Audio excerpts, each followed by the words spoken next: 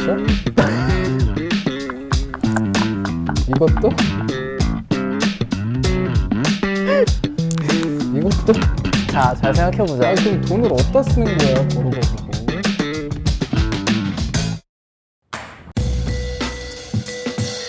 아, 일주일 만이네. 야, 반응 좋더라, 우리 거.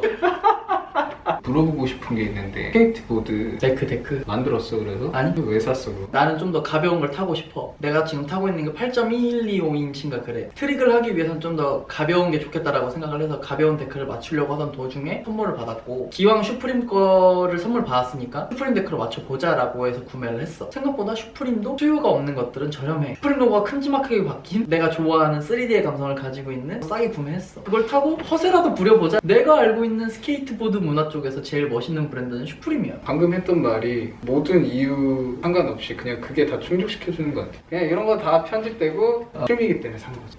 슈프림이기 때문에 산 거야. 뭔가 여기에 대한 예의가 아닌 것 같은 거야, 다른 데크를 넣으면.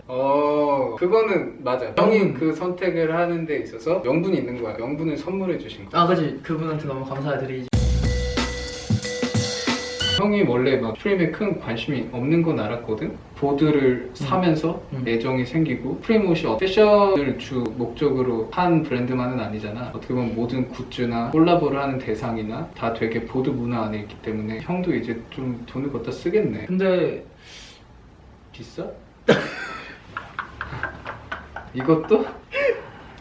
이것도? 자, 잘 생각해보자. 아 그럼 돈을 어디다 쓰는 거야 벌어가지고. 돈 되는 일을 하고 있지 않아. 그래.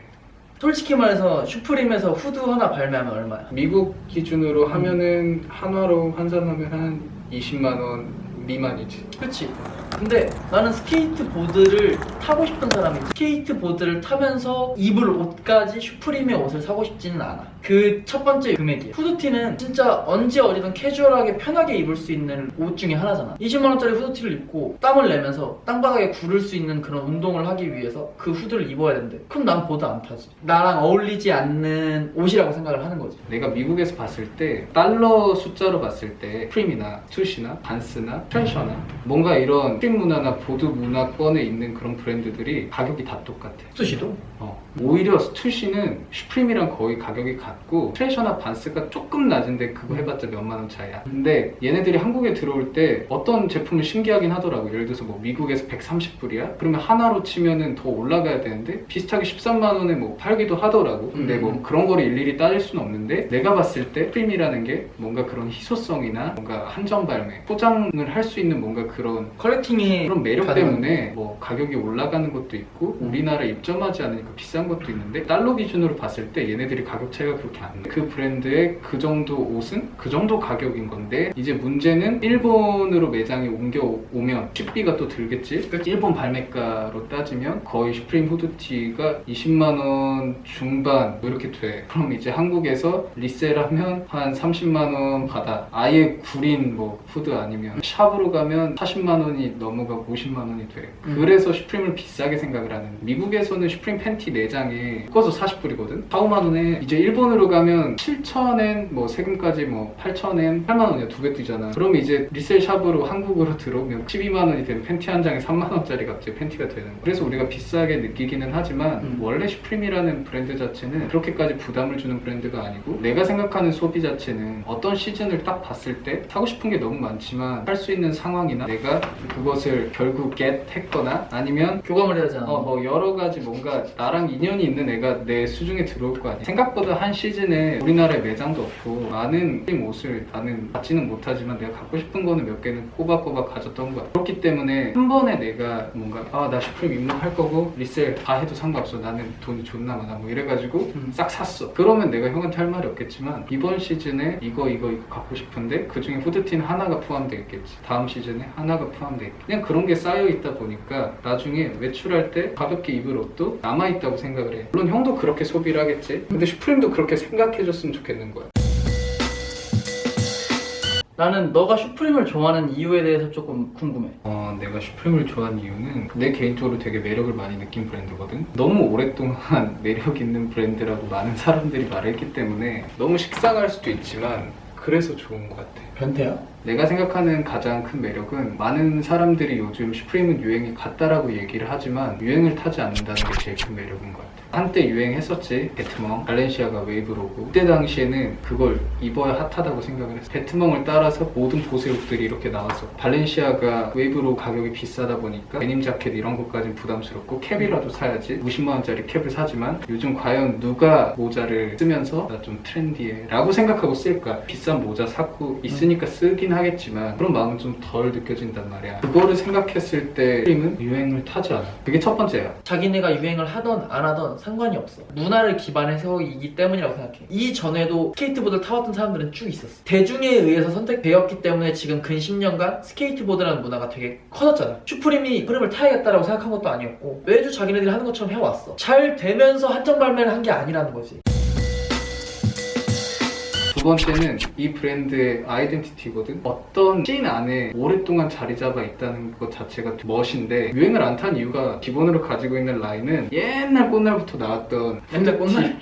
옛날 꽃날부터 나왔던 후드티에 뭐 자수가 조금 바뀌었던 패치가 붙었건 아니면 어떤 그래픽이 이번 시즌에 바뀌었건 그 차이지 퀄리티는 똑같아. 퀄리티가 똑같은 이유가 보드를 타는 사람들을 기반으로 만든 옷이기 때문에 후드도 두꺼워. 보드 타다 넘어져. 덜 찢어져. 헤비줄이 많이 쓰잖아. 바지도 조거가 나오던 일자 바지가 나오던 양말만 봐도 보드를 타기에 적합한 양말이잖아. 여기까지 올라오고 두껍고 뭔가 픽을 하더라도 앵클 쪽에 상처가 나거나 이런 거를 방지하고 콜라보 자체도 반스랑 콜라보를 하던가 뭐 나이키 SB 라인과 콜라보를 하던가 그 외에 흔히 못 들어봤을 수도 있는 다양한 뭔가 보드 자체에 관련된 브랜드들이랑 콜라보 트레셔도 있고 그리고 인디펜던트도 있고 옷의 근본 자체가 어떤 문화권 안에 있다는 게 난 되게 중요하다고 생각을 해. 예를 들어서 야구 점퍼도 이유가 있는 거고 코치 자켓도 이유가 있고 그러니까 어떤 문화권 안에 근본이 있는 요소들을 가지고 이제 옷을 만들고 그게 이제 패셔너블 되는 건데 슈프림은 딱 그 문화가 정확히 보여지는 브랜드라고 생각을 해 나는. 그래서 되게 좋아. 지난번에도 뭐 이런 식으로 얘기했을지 모르겠지만 이 문화에 기반이 될 수 있게 만들어준 브랜드가 슈프림이라고 난 생각할 수 있을 것 같아. 왜냐면 또 대부요?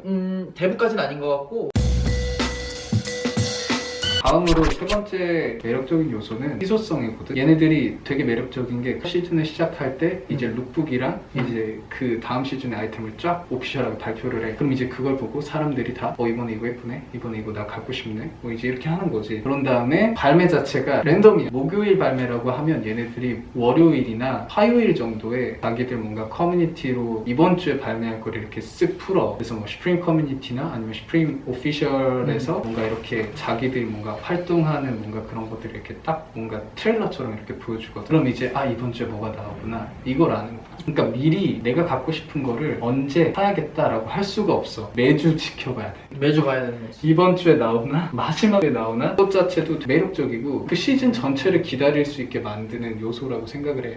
내가 이걸 샀을 때 그 시즌 그때만 나올 수도 있어. 그런 게 너무 매력적인 거야. 그게 이제 세 번째 이유. 그러니까 정말 똑똑한 게 유통에서 표현하자면은 매 주마다 발매할 옷들을 1주씩 내는 거잖아. 생각보다 그게 더 유통에 있어서 편해. 한 시즌의 모든 옷을 다 발매를 해서 만들어 놓고 창고에 쟁여놓는 게 아니라 우리가 이런 것들을 만들어 놓고 샘플로서 룩북을 찍어. 그 다음에 그거를 몇 주차별로 공장에서 만들어서 나와. 그럼 그거를 재고로 담아뒀다가 그 주에 풀어. 그럼 그 재고는 다 나가겠지? 그러면 이제 다음 주에 들어올 재고들이 들어와. 팔아. 생각보다 유통적으로 되게 똑똑하게 잘 생각을 한 거면 소비자의 마음을 너무 잘 아는 거야. 자극시킬 줄 아는 거지. 그래서 난 정말 똑똑한 브랜드라고 생각을 해. 네 번째는 매력적인 콜라보야. 이거는 앞에서 두 번째 때도 살짝 얘기를 했지만 콜라보 문화 자체를 끌어간 브랜드가 슈프림이잖아. 처음에는 얘네가 뭐 장난질도 많이 했고 뭔가 루이비통 ST로 만들었다가 루이비통한테 소송 걸렸는데 그치. 결국 루이비통이 손을 내밀었잖아. 이거에 대해서 내용을 덧붙이자면 내가 알기로는 슈프림 자체가 처음에 어떻게 노이즈 마케팅을 했냐라는 거에 대해서 그 캘빈 클라인 그 화보에 어떤 되게 유명한 모델이 찍은 그 포스터에다가 자기네들의 상표를 박았다고 들었어. 그게 되게 처음에는 문제가 됐었는데 결국엔 나중에 그 모델과도 슈프림이 콜라보했다고 난 얘기를 들었거든. 그러니까 이런 것들이 정말 멋있다고 생각해. 그 콜라보들의 매력이 진짜 있는 게 단지 유명하다고만 해서 하는 게 아닌 것 같은 느낌이 커. 맞아. 근본이 없으면 그러니까 이게 근본이 되게 중요한데 그러니까 슈프림 자체에 이건 썰이야. 슈프림이 한 번이라도 가짜 제품을 만들었으면 그 나라에 발매를 안 한다. 그 나라 자체에 스케이트 문화가 없으면 발매를 안 한다. 받는다 뭐 이렇게 하는데 옆 동네 그 나라에 매장 6개가 있어요. 그 6개가 있다는 거는 미국 전역을 합친 것보다 많은 거야. 그 슈프림 사장이 누구지? 설립자? 제임스 제비아고 원래는 이제 숀 스투시랑 같이 스투시를 시작했던 성립 멤버일 거야. 그 사람이 했던 이야기가 있는데 자기네는 일본을 그렇게 신경 안 쓴다 그랬어. 그게 언제적 인터뷰인지 모르겠는데 슈프림이라는 브랜드가 전 세계적으로 유명해질 수 있었던 것 중에 하나가 일본 사람들이 슈프림을 그렇게 좋아했다고 해. 그래가지고 슈프림이 그렇게 된 거기 때문에 일본에 슈프림 매장 6개 생긴 게 아닐까 싶다 나는. 5번째가 뭐냐면 이건 내 개인적인 뭔가 주관적인 건데 슈프림 하면 빨강색이잖아. 슈프림 그 박스 로고 자체의 아이덴티티가 굉장히 강하다고 생각을 하고 빨강색을 굉장히 좋아하는, 내가 빨강색을 좋아한다는 게 아니라 그 슈프림 그 빨간 그 로고 자체를 좋아하는. 그래서 나는 이제 어쨌든 슈프림 박스 로고 스티커를 굉장히 좋아해. 근데 이것 자체 아이덴티티가 너무 크고 슈프림에서 로고 플레이를 제일 잘하는 게 나는 슈프림 액세서리라고 생각을 해. 그래서 난 내가 갖고 싶은 액세서리가 내가 인연이 있을 때 무리하지 않는 선에서 그냥 뭐 이렇게 주섬주섬 몇 개를 줍지만 그 액세서리에서 보여주는 그 슈프림 감성이 있어. 벽돌. 그치. 근데 나는 벽돌 내가 되게 싸게 살 수 있었어. 정가에 이렇게 살 수 있는 기회가 있었는데 빨간색이 아니잖아. 물론 빨간색이 아닌 제품들도 있지. 어쨌든 그냥 그런 박스 로고라는 그 힘, 아이덴티티가 너무 좋았고 그게 어떤 굿즈로 뭔가 발매가 됐을 때 그냥 이 로고 전체적인 색깔, 그러니까 빨간색의 제품으로 해서 슈프림이라는 폰트가 하얀색으로 들어가 있는 것만으로도 되게 이 제품이 나한테 되게 두근거리게 만들었던 것 같고 그 로고의 힘은 미국에서 1달러에 판매했던 뉴욕 신문 1면에 슈프림 로고가 박혔을 때 이게 30불에 팔렸었거든. 그냥 길 지나간 보다 버리는 신문 자체 박스 로고 하나로 30배가 뛰었기 때문에 나는 그것만으로도 이 브랜드와 이 로고 자체의 에너지가 얼마나 큰지를 느끼게 돼. 한 라인의 모자를 계속 사는 브랜드 액세서리가 있다라고 했을 때는 나는 캠프캡밖에 떠오르지가 않는 거야. 되게 상징성이 있어서 나는 슈프림 하면은 캠프캡이 제일 먼저 떠오르는 것 같아. 슈프림이 그런 걸 되게 잘해. 같은 캠프캡인데 로고 플레이를 해. 뭐 로고 색깔을 바꾼다거나 아니면 그 시즌에 캠프캡을 다양한 컬러로 발매를 한다거나 아니면 다음 시즌에 좀 스포티브한 소재로 가거나 갑자기 코듀로이를 쓰거나 뭔가 여러 용도로 얘네들이 갖고 싶게 만들어. 캡이 있는데 뭔가 또 사고 싶게 만들어. 그런 거를 되게 잘하는 것 같고 근데 형이 딱 그 매력을 캠프캡에서 느꼈잖아. 그리고 모든 사람들은 각각 매력이 느껴지는 요소가 다르게 근데 그거를 그 모든 제품들에서 그 뉘앙스를 주는 거야. 그래서 이 브랜드 자체가 그 전체적인 힘이 딱 오는 거야. 모든 부분에서 그런 매력을 풍기니까 계속 갖고 싶은 거야. 있는데도 아이고 있는데 색깔 다르잖아. 뭔가 느낌 달라 보여. 사고 싶어. 뭐 약간 이런 거. 한 가지 분야를 좋아하는 사람들을 요즘은 이제 덕후라고 얘기를 하잖아. 덕후이신 분들이 기본 요소가 컬렉팅이기 때문에 그 요소를 너무나 잘 자극해주지. 맞아. 그러니까 슈프림 덕후라는 게 생길 수밖에 없어. 맞아. 그 덕질에서 헤어나오지 못하는 것 같아. 지금 생각해보면 옷도 덕질이고 맞아. 액세서리도 덕질인데 모르겠다. 앞으로 좀 한동안은 계속 덕질할 것 같아. 그러니까 내가 너무 이게 콩깍지가 씌어가지고 다 좋게 보일 수도 있고 그냥 콩깍지가 씌어서 다 긍정적으로 보이고 이건 아직 유행 안 나서라고 얘기를 하는 걸 수도 있지.